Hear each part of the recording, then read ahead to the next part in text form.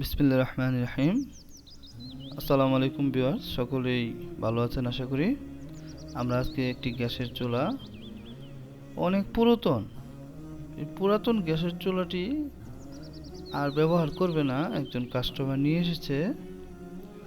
এখন আমরা এই চুলা থেকে রেগুলেটর এবং পাইপ এলবো থেকে আমরা অন্য আরেকটি চুলায় অ্যাড করে দেব, এটাকে রিমুভ করে। তো দেখতে পাচ্ছেন এই কালো চুলায় আমরা ইনস্টল করব। আসলে আমরা এই চুলাটি ইউজ করতে চাচ্ছে না কাস্টমার, তো এখন আমরা কাজ শুরু করছি, আপনারা দেখতে থাকুন। এখন আমরা একটু অয়েল দিয়ে নিচ্ছি। অয়েল দেওয়ার উদ্দেশ্য হলো মরিচা যাতে একটু খুলে যায়, মরিচাগুলো পড়ে গেলে আমাদের নাট স্ক্রু যে আছে খুলতে সুবিধা হবে, তার জন্য আমরা এই কাজটি করলাম। এখন আমরা পাইপটি খুলে নিচ্ছি এলবো থেকে। পুরাতন চুলার যে এলবো থেকে যে পাইপটি আছে সেই পাইপটি আমরা খুলে নিচ্ছি, দেখতে পাচ্ছেন। আমরা এখন পাইপটি খুলে নিলাম। এখন আমরা এই চুলাটিকে সরিয়ে নতুন অন্য আরেকটি চুলা যে আছে সেটিও পুরাতন, সে চুলা আমরা ইনস্টল করব।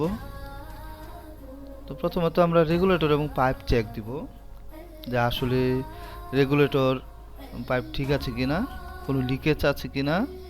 এভাবে ধরে আমরা রেগুলেটরটি অন করে যে আসলে প্রেসার অটোমেটিক বের হচ্ছে কিনা ধরার পরেও আমরা এভাবে রেগুলেটর এবং পাইপ চেক দিতে পারি প্রেসার বেশি হচ্ছে কিনা। তো আমরা রেগুলেটর ঠিক আছে এবং পাইপ ঠিক আছে, কোনো প্রকার লিকেজ আমরা পাইনি। এখন পাইপের মাথাটুকু কেটে নিলাম। পাইপের মাথাটুকু কাটার পরে এখন আমরা ম্যাচ দিয়ে গ্যাস লাইটার দিয়ে একটু আমরা হালকা একটু হিট দিয়ে নিচ্ছি। হিট দেওয়া শেষ আমাদের। এখন আমরা এলবোতে নতুন চুলাটির এলবোতে আমরা ফিট করে দিচ্ছি। আপনারা দেখতে পাচ্ছেন কালো এই চুলায় আমরা এলবো ফিট করে ফেলেছি।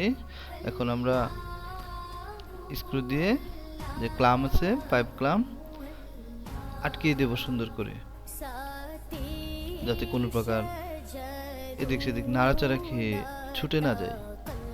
আমরা গ্যাস লিক চেক দিচ্ছি। সকলকে অনুরোধ, এভাবে আপনারা যদি প্রফেশনাল না হন কোনোভাবেই ম্যাচ দিয়ে চেক করবেন না।